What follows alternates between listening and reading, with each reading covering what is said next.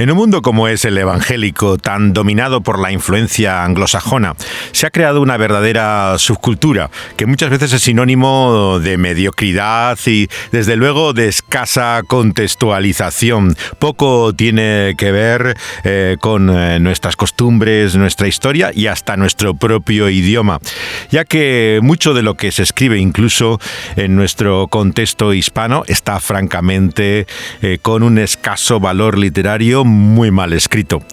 Samuel Escobar, por lo tanto, te sorprende cada vez que lees algo suyo, lo absolutamente depurado de su lenguaje, el estilo tan ágil, fresco, refinado, su castellano realmente exquisito. Él estudió letras en la Universidad de San Marcos de Perú cuando vino desde su natal Arequipa, donde se cría con su madre y en una escuela misionera evangélica que se introduce en sus primeras letras. La licenciatura de Escobar en la Universidad de San Marcos es de pedagogía. Tiene una clara vocación por la enseñanza. Y es eso lo que se ha dedicado desde el principio de su carrera. Es, sobre todas las cosas, un maestro. Y entonces, al acabar la universidad, estaba enseñando. Primero enseñé en primaria, antes de entrar a la universidad. Enseñé en primaria en una escuelita que creó la iglesia bautista en la cual yo me había bautizado. Y luego entonces estudié pedagogía en San Marcos. Y entonces, su padre le alentó, ¿verdad?, a dedicarse a enseñar, ¿no? A enseñar, sí. Le pareció que era un trabajo más estable y reconocido, ¿no? Sí, y él apreciaba mucho. Teníamos muy buenas conversaciones. Y entonces, claro... ¿Vivía con él en la casa? Un tiempo comía en la casa de él. Comía en otro lado. Sí, pero claro, él había formado otro hogar. Sí, al mismo tiempo, ¿no? Sí. Esos traumas de la vida después de un divorcio. Yo ahora en la tarea pastoral y docente me ayuda mucho la memoria del pasado. De recordar todo aquello. Recordar aquello. La memoria está viva, permanece con nosotros y no es pasado, sino presente. Nos acompaña allá donde vamos. Y el ejercicio que hacemos con Samuel de recordar es ver con nueva luz el presente, entender la realidad de lo que somos, pero también de dónde venimos y a dónde vamos. La experiencia de Samuel criado con su madre y con un padre ausente, aunque los dos habían llegado a la fe siendo convertidos poco antes de él nacer, era una experiencia que sin lugar a dudas iba a marcar su vida. Y todavía Samuel habla de ello con emoción. Las primeras víctimas de una separación son los hijos. Son los hijos. Sí. Pero... ¿Podía hablar con él? Sí. Podía hablar con él. No, y hablábamos. Luego él ya contrajo Parkinson, pero fue siempre un buen lector, estudioso. Fue profesor de inglés en la escuela de policía. Se sacó una beca y fue a Inglaterra a estudiar. Era un hombre que no fue a la escuela primaria porque venía de un pueblo pequeño en el norte del Perú, pero tenía una sed de conocer tremenda. Y siempre fue un estudioso. Y en ese sentido me inspiró. Sí. Mi padre era librero.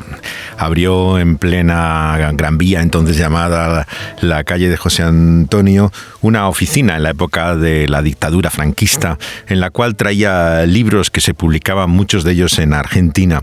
Y el nombre de Samuel Escobar resaltaba. Él lo mencionaba con frecuencia, puesto que le había conocido. Y llegaban muchas veces unos volúmenes sorprendentes de una editorial de Argentina llamada Certeza. Mi padre recibía también revistas de allí, una que tenía el mismo nombre de la editorial y que me llamaba la atención por los temas que trataba, las imágenes que la acompañaban, y una mucho más seria y rigurosa de pensamiento que empecé a leer de adolescente con fascinación, llamada Pensamiento Cristiano. Pues todas estas publicaciones tienen su historia también en relación con Samuel Escobar. Antes de ir a Córdoba, en el año 60 en Argentina, ¿conocía ya alguna de las publicaciones que hacía Clifford estando en Perú? Sí. ¿Había tenido alguna correspondencia o contacto personal con él? Tuvimos contacto personal porque en el año 58 se realizó en Cochabamba, en Bolivia, un congreso de los grupos de universitarios evangélicos que entonces existían. 17 grupos de 9 países. Nos reunimos en Cochabamba, auspiciados por la Comunidad Internacional de Estudiantes Evangélicos, AFES. Y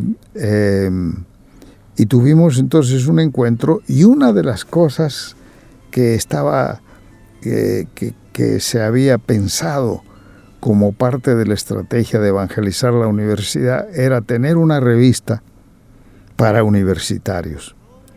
Y se le pidió dirigirla a Alejandro Clifford y Paul Schitz, que era su compañero, que era el organizador, más bien el encargado también de la maquetación, etc. Pero Clifford era el literato, había sido profesor en la universidad ahí.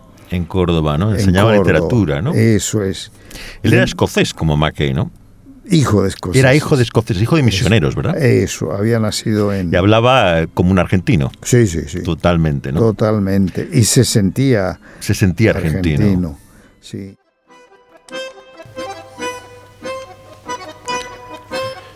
Los tangos que tanto le gustaban a su madre no solamente forman parte de su infancia, sino que mucho también de aquellos años de tanta influencia en su vida fueron en la localidad argentina de Córdoba. Estuvo allí establecido en 1960 y en relación ya con René Padilla, un ecuatoriano que con él trabajaba en ese ámbito universitario, trayendo el mensaje cristiano en la universidad y colaborando los dos también en la literatura y en establecer unas bases para un pensamiento evangélico que fuera más claramente latinoamericano. Tenía 2 revistas, ¿verdad? Una era Certeza y otra era Pensamiento Cristiano. Pensamiento Cristiano es otra cosa interesante. Es una revista que se fundó en el año 53. La fundaron un grupo de laicos de las asambleas de hermanos. De asambleas de hermanos. ¿No? Que eran médicos, biólogos, profesionales. Profesionales. Y querían una revista que fuese de pensamiento, ¿no? Y ahí aparecían traducidos los primeros textos de Stott, de Packer, de Bruce, de todos esos autores tan importantes que no estaban traducidos los libros todavía. Eso es, se llegaron a conocer a través de esa revista. Y esa revista tenía una sección bibliográfica que por mucho tiempo fue lo mejor que había. O sea, libro evangélico que aparecía, lo comentábamos. Y luego en el 58 en el 59 se fundó Certeza. Certeza es el 59. Que iba dirigida a universitarios. Y se llamaba La Revista para la Gente que Piensa. Y la idea era tener un lenguaje y unos temas que atrajeran al universitario y evitar la jerga evangélica, ¿no? Si fuese una revista que se ocupaba. Yo la recuerdo de niño con las fotos que tenía muy atractivamente presentada, la temática tan variada, ¿no? Eso es. Que me sorprendía, ¿no? Muy diferente a cualquier revista cristiana que existiera entonces, ¿no? Claro.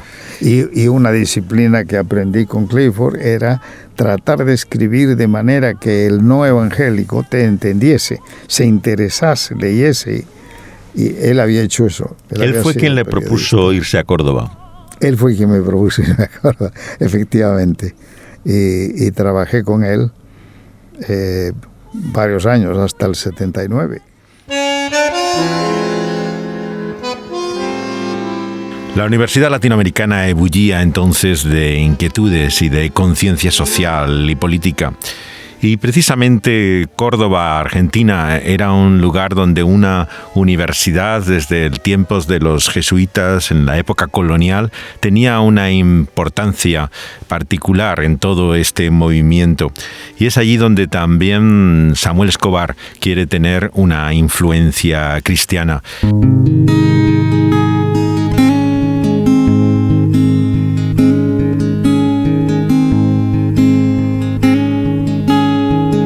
La ciudad de Córdoba, Córdoba capital como le dicen los argentinos, es una de las ciudades más pobladas de Argentina, con algo más de 1,5 millones de habitantes en su casco urbano y zona metropolitana. Ciudad muy interesante, entre otras cosas porque su historia se remonta al siglo XVI, cuando comenzaron a asentarse los primeros europeos que iban llegando a estas tierras, a lo que se le suma el valor que ya le daban los habitantes originarios que vivían allí previo a la llegada de los conquistadores.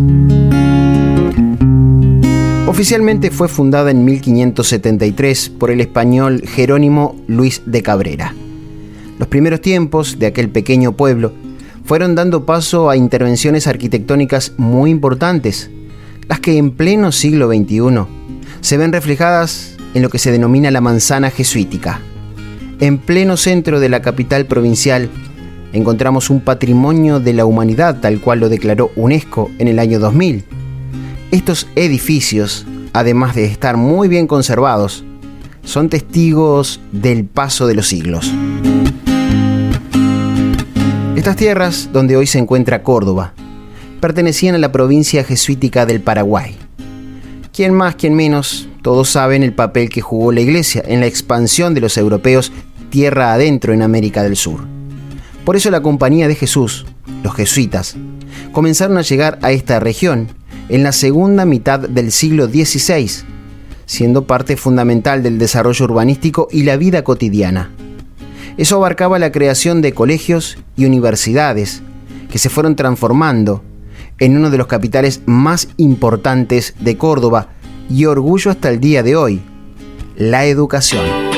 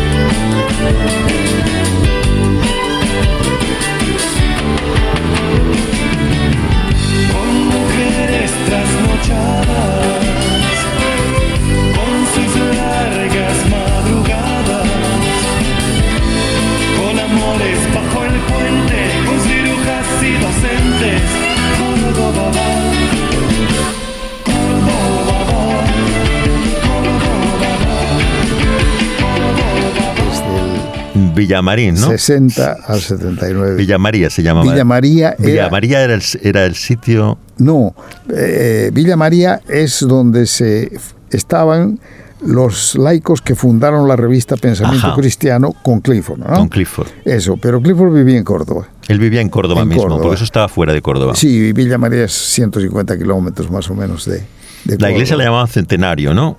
Villa Centenario, Villa Centenario, ¿no? Es en Córdoba. En Córdoba mismo, ¿no?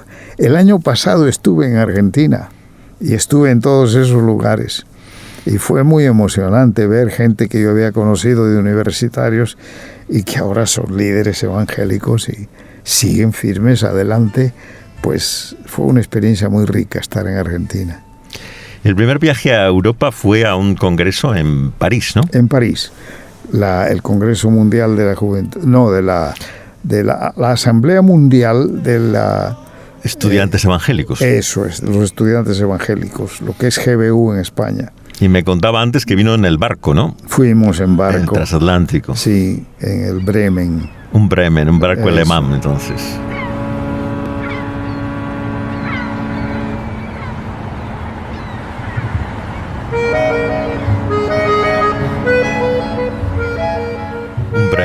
Fue Le Mans, entonces. Cuando llegamos a París, el obrero estudiantil que había en París nos recomendó, nos dijo, el alojamiento que hemos en la ciudad universitaria que hemos conseguido recién abre dentro de 3 días. Entonces ustedes van a tener 3 días, y 3 días en París es carísimo, es un hotel, etc. Váyanse a Suiza. ¿A Suiza? Nos recomendó irnos a Suiza, viajar por la noche en tren para no tener que usar hotel, y durante el día visitar las ciudades. Tremendo, ¿no? Y así lo hicimos con René Padilla. Sí, sí. Así que conocieron Suiza además de Francia. Además de Francia, sí. Y luego acabaron en Inglaterra, ¿no? Luego fuimos a Inglaterra a un curso que organizó el movimiento InterVarsity. Y ahí es donde conoces Stott personalmente. Ahí lo conocí a Stott, sí. Stott vino a ser nuestro guía en la visita a la Universidad de Cambridge. Y era un maestro tremendo, Stott. Estaba dando unas conferencias sobre el Evangelio, ¿no? Sí. Presentando el cristianismo a estudiantes. Eso.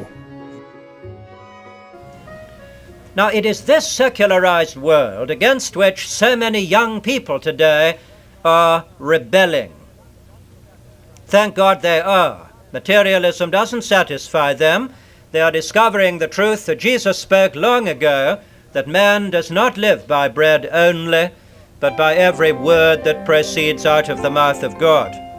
Y tuvimos, diríamos, en ese curso que organizó el movimiento estudiantil británico para nosotros, para los obreros e interesados que venían de la comunidad internacional, ¿no? Tuvimos a algunas de las figuras importantes.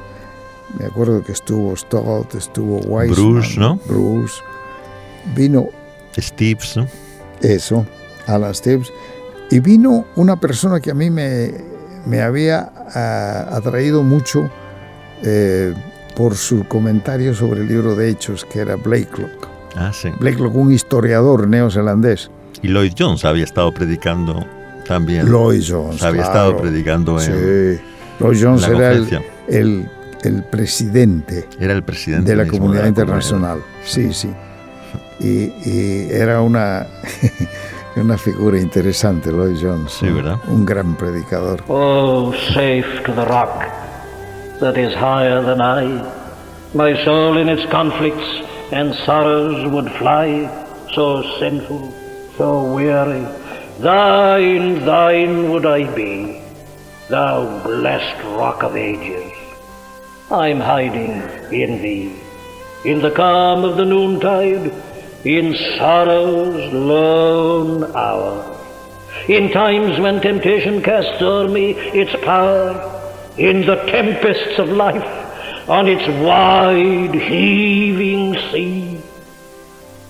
Thou blessed rock of ages, I'm hiding in thee. How oft in the conflict, when pressed by the foe, I have fled to my refuge and breathed out my woe. How oft when trials like sea billows roll, have I hidden in thee, oh, thou rock of my soul, hiding in thee, thou blessed rock of ages, I'm hiding in thee.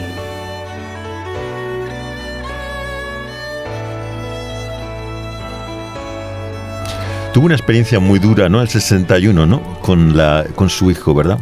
Sí, nuestro primer hijo, que mi esposa había tenido dificultad en concebir. Y enfermó enseguida. Enseguida. Y el niño era un niño hermoso y todo. Le pusimos todas las vacunas y todo. Y nada, se fue. Se fue, ¿no? Fue una cosa encefalitis tenía. Encefalitis. Se llamaba igual que usted, ¿no? Samuel. Sí, Samuelita le decían. Sí, fue un golpe muy duro para nosotros. Entonces, en parte por eso nos fuimos a Brasil, porque también me invitaron a Brasil. Un poco para cambiar de ambiente. Y salir del escenario, donde había perdido a su hijo. Eso. Entonces fuimos a Brasil y viví en Brasil hasta el año 64. Vivimos en São Paulo. En São Paulo fue.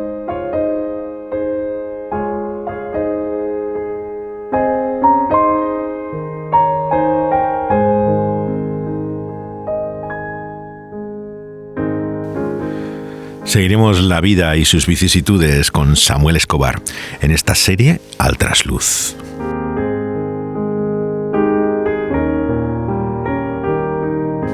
Pueden volver a escuchar los programas anteriores y otros más de esta serie de Al Trasluz en las plataformas donde son subidos después de ser emitidos en vivo por Dynamis Radio.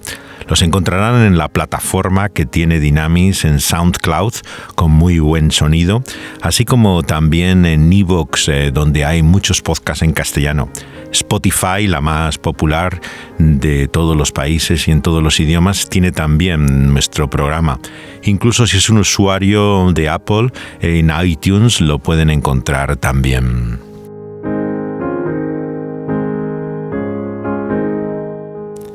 Dani Panduro ha confeccionado la estela en la cual se unen las músicas, efectos de sonido y las voces de Samuel Escobar y la mía, José de Segovia. Reciban desde aquí nuestros saludos, abrazos y besos, juntos o por separado.